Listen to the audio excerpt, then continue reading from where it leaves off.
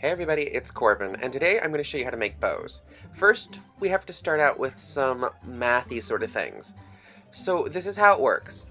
The final length and the final width I have reversed on this, but the concept's the same. So the final length, I write it down as 3, and then the final width, I write it down as 6.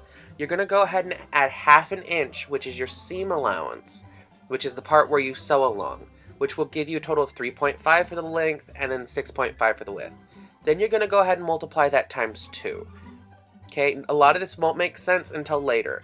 Now, you guys can see me think about it for just a split second and go back over the math, and that comes out to 7 for my final length, if I ever write it down, and then it becomes 13 for my final width.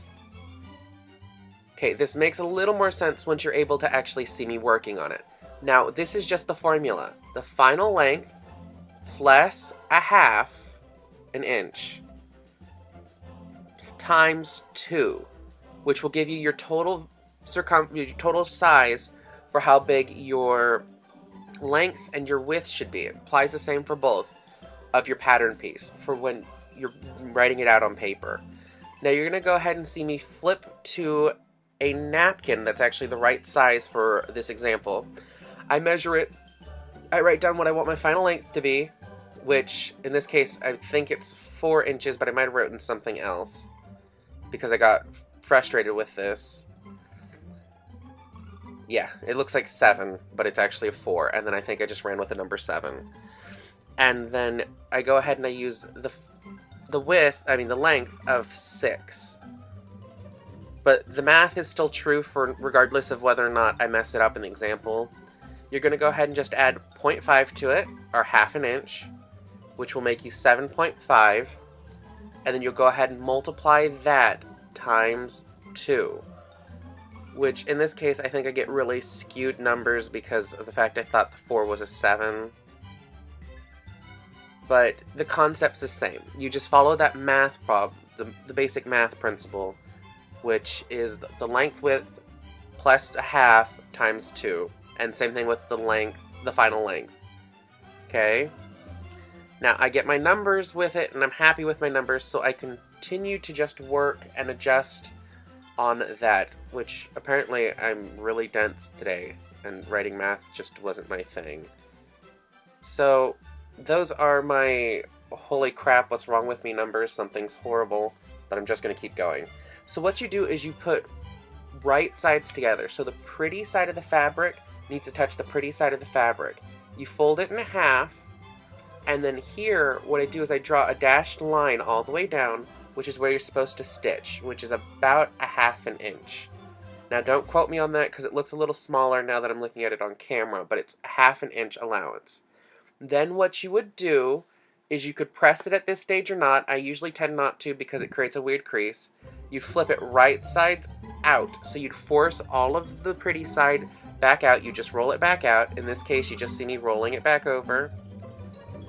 And you just get a chance to look at it. I'm going to fold under the little seam so that way I have a seam representation where it's supposed to be.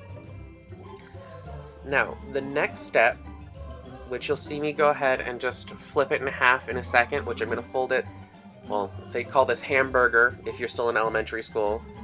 You fold it in half so I could see exactly what kind of size I was working with because I wanted to make sure it was going to be big enough.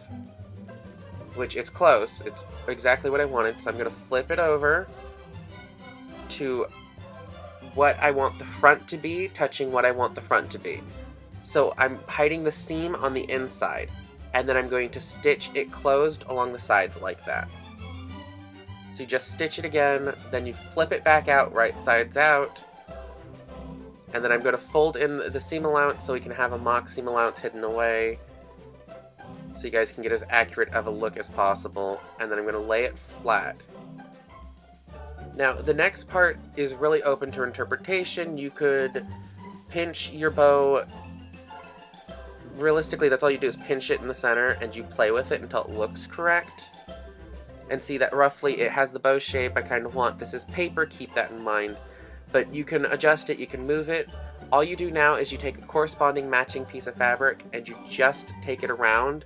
I tend to hand stitch it. In the video clip where I'm making one, I machine stitch it. I don't recommend that. I do recommend hand stitching it.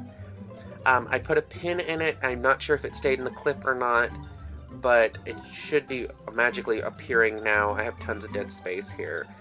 But pretty much all you do is hand stitch that little center part, or if you guys get to see the pin, it's pinned there to represent hand stitching because I didn't want to draw on this fabric because I use it later on. Yeah, see, all I did was pin it, and then that gives you your bow shape. You just adjust the bow to how you want it, and it turns out looking pretty nice. Now we're going to go ahead and clip over to me sewing it, and I'm not going to do as much talking. You just are just going to get to sit there and listen to beautiful music for a little bit. And yeah, I hope this kind of made sense.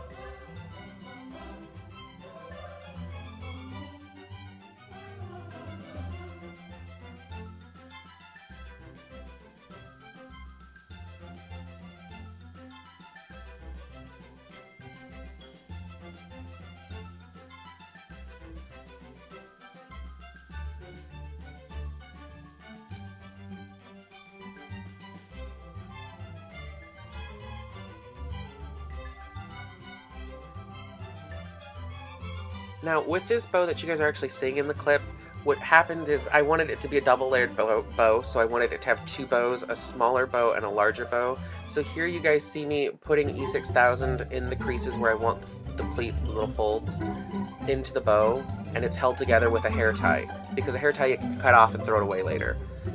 Now, it turned out very pretty. You guys get to see a picture of it, I think. I'm not sure if I actually put it in the video or not. But it turns out very, very cute. It's very, very nice. I ended up doing a lot more hand stitching to it to hold, like, little things in. But this is the basic method for making bows. Here's some bows that I've made in the past. And I love making bows. They're fast, they're easy, and you can do it by hand. You can use them in your hair, you can wear them as a bow tie, you can put them almost anywhere. So I hope you guys liked the video. Remember, like, favorite, subscribe. Bye.